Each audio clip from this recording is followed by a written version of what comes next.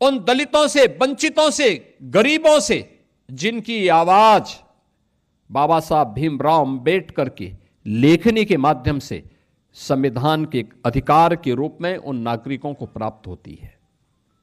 उन गरीबों से, उन वंचितों से माफी मांगनी चाहिए, जिनकी आवाज को दबाने का काम कांग्रेस ने लगातार किया है, लगातार किया है, और वे चेहरे आज बेनकाब हो रहे हैं।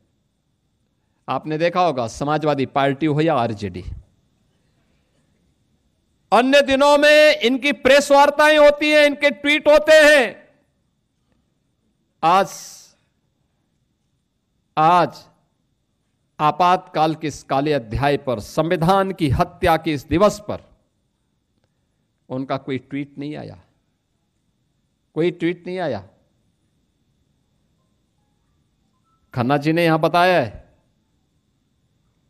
स्वर्गीय मुलायम सिंह जी, स्वर्गीय जयप्रकाश जी रहे हों, डॉक्टर राम मनोहर लोहिया रहे हों, राजनारायण जी रहे हों, या आरजेडी के वर्तमान में नेता श्री लालू प्रसाद यादव, लालू जी हों,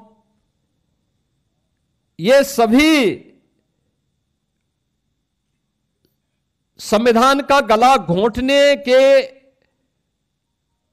खिलाफ किए जा रहे आंदोलन का हिस्सा थे। अटल जी विपक्ष के वरिष्ठ नेता थे। सरदेय अटल जी, सरदेय लाल कृष्ण आडवाणी जी, सरदेय डॉक्टर मुरली मनोहर जोशी जी, सरदेय राजनाथ सिंह जी,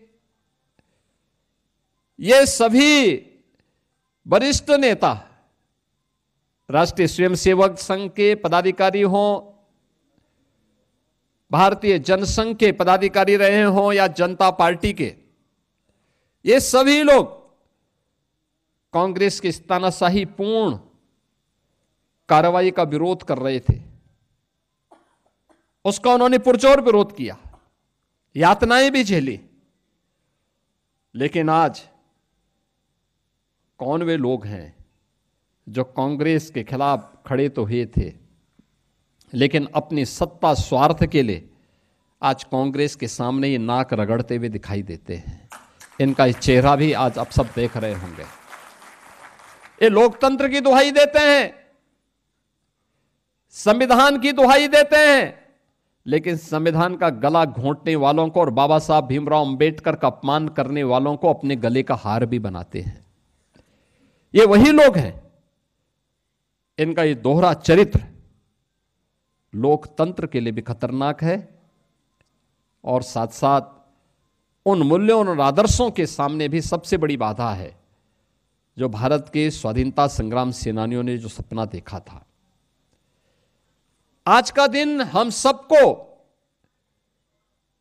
उन चेहरों को बेनकाब करने का भी एक अवसर दे रहा है, जिन लोगों ने लोकतंत्र की आड़ में भारत के मूल्यों और आदर्शों को अपने स्वार्थ की बलि चढ़ाने का कुत्सित प्रयास किया। यही तो कांग्रेस करती रही, और आज भी उसी मार्ग पर कांग्रेस हो या समाजवादी पार्टी हो या आरजेडी हो या उनके सहयोगी दल हो, उसी मार्ग का अनुसरण कर रहे हैं।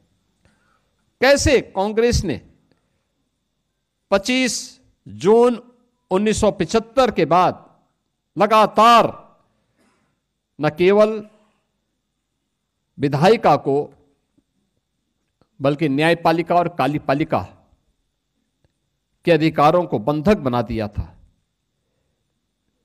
मीडिया जो लोकतंत्र के चतुर्थ स्तंभ के रूप में मानी जाती है, सेंसरशिप के माध्यम से उनकी बिजली काट दी गई। उस समय विजुअल मीडिया नहीं था, सोशल मीडिया नहीं था, लेकिन प्रिंट मीडिया की प्रिंटिंग के मार्ग में कैसे बाधाएं खड़ी करने का प्रयास किया था। जनसत्ता के बारे में कहते हैं, उन्होंने जो अपनी पूरा संपादकीय कॉलम था ब्लैंक छोड़ा था, विरोध में ब्लैंक छोड़ा था। कुछ समाचार पत्रों ने काले पृष्ठों के साथ अपना पूरा ब्लैंक पेपर बाहर बाहर भेजा था, पब्लिक के सामने पहुंचाया था विरोध दर्ज करने के लिए। लेकिन उस समय भी बहुत सारे लोग ऐसे थे जो लोकतंत्र के लिए और भारत के लिए अपने आप को समर्पित भाव के साथ कार्य कर रहे थे। 1 लाख से ज्यादा लोकतंत्र सेनानी गिरफ्तार हुए थे, सैकड़ों पत्रकार गिरफ्तार हुए थे, अधिवक्ता गिरफ्तार हुए थे, समाज के अलग अलग तबके के लोग, क्या चिकित्सक, क्या शिक्षक, क्या अधिवक्ता, क्या किसान, क्या नौजवान, क्या विद्यार्थी, क्या महिला, क्या पुरुष, इन सभी ने बढ़ चढ़ करके लोकतंत्र को बचाने के लिए अपनी पूरी ताकत लगाई। और आज उसी का परिणाम है कि भारत का लोकतंत्र फिर पूरी बुलंदियों के साथ आगे बढ़ रहा है। और अब तो बुलंदियों के साथ क्या, भारत, जब हम काले अध्याय, देश के संविधान को कलंकित